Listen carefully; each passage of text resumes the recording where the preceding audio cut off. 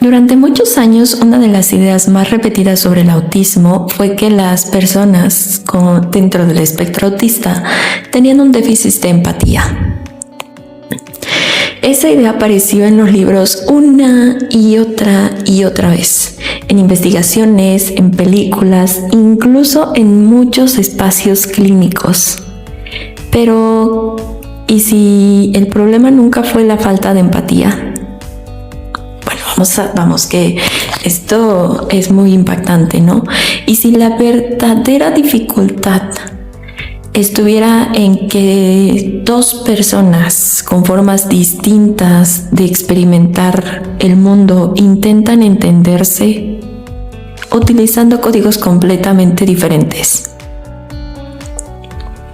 Hoy quiero hablarte justo de una de las teorías que más me ha cambiado la forma de comprender el trastorno del espectro autista, y es el problema de la doble empatía, algo propuesto por Damian Milton en el 2012. Bueno, ¿qué entendíamos por empatía?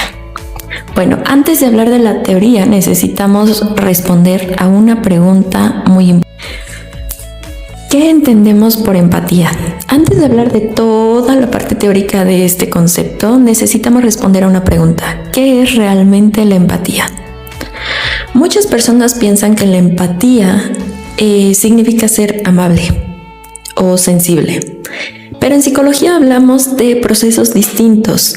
Por un lado, tenemos que la empatía cognitiva es la capacidad de inferir qué puede estar pasando o pensando otra persona. Y por otro lado, la empatía afectiva. La empatía afectiva es aquella que consiste en compartir o responder emocionalmente al estado del otro. Y durante muchísimos años se asumió que las personas con autismo representaban un déficit generalizado de empatía. O sea, no había nada de empatía en ellos. Pero esa explicación empezó a mostrar muchas limitantes, porque la experiencia cotidiana, el día a día, decía otra cosa completamente. Entonces, muchas personas autistas describían sentir emociones muy intensas, muchos experimentaban angustia cuando alguien sufría por distintas cosas o causas, y muchos otros relataban sentirse profundamente incomprendidos.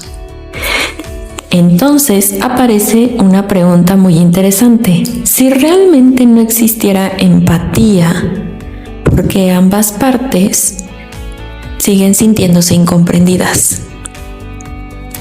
Bueno, esa duda la resolvió Damian Milton en el 2012, un sociólogo que propuso una idea muy distinta, un cambio de panorama, al que le llamó The Double Empathy Problem.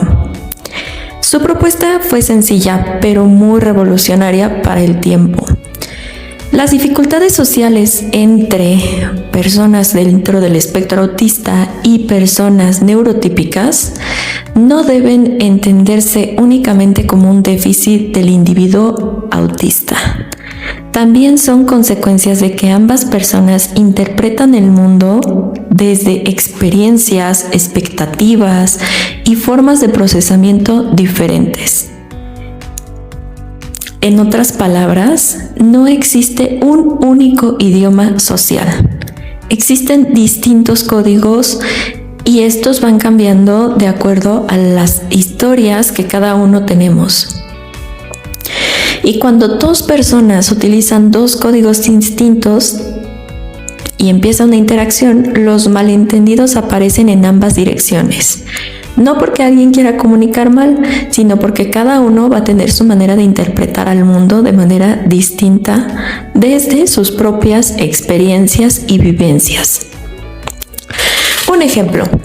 Imaginemos que una persona neurotípica dice, está bien, pero esa persona espera que la otra interprete por el tono de voz, por la expresión facial, que en realidad está molesta. Muchas personas dentro del trastorno del espectro autista procesan el mensaje de manera más literal. O sea, escuchan está bien y responden en consecuencia. Todo en orden. La persona neurotípica concluye esto como no le importa cómo me siento. Mientras tanto, la persona dentro del espectro piensa, me dijo exactamente que estaba bien. Y ya. Ninguna intentó dañar a la otra parte, simplemente estaban utilizando códigos totalmente distintos.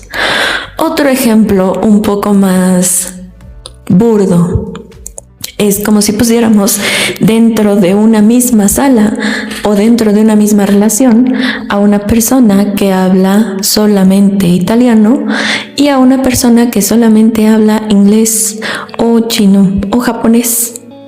No es que alguna de estas dos partes intente dañar a la otra, es que simplemente tienen códigos lingüísticos totalmente distintos. O sea, no van a llegar a un punto de entendimiento mágicamente de decir, ay, nos conectamos vía Bluetooth y nos entendemos. No existe. Ahora, lo que mostró la investigación después de todo el trabajo que hizo Milton, comenzaron a aparecer muchas investigaciones muy interesantes.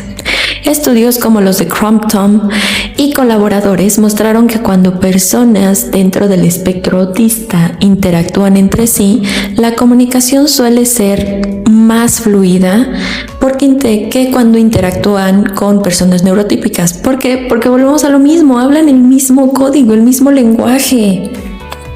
Entonces, lo mismo ocurre en sentido contrario. Esto, entonces, cuestiona completamente la idea de que exista realmente un déficit social universal.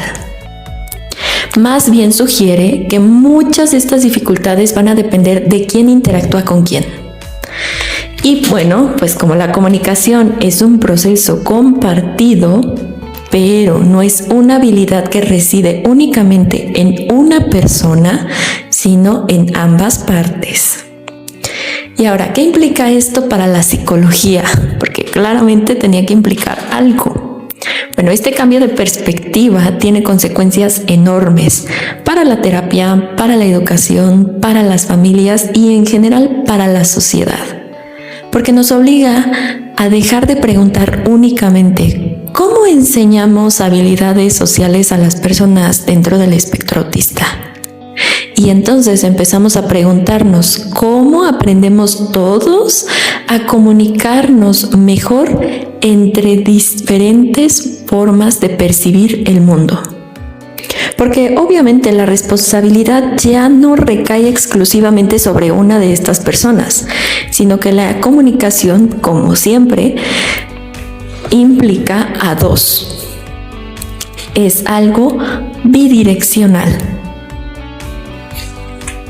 Si disfrutaste este contenido sobre artículos científicos, neuropsicología, neurodiversidad, bueno, te invito a suscribirte porque aquí nos encanta el chismecito científico. Entonces, cuéntame qué te gustaría que destripáramos a continuación.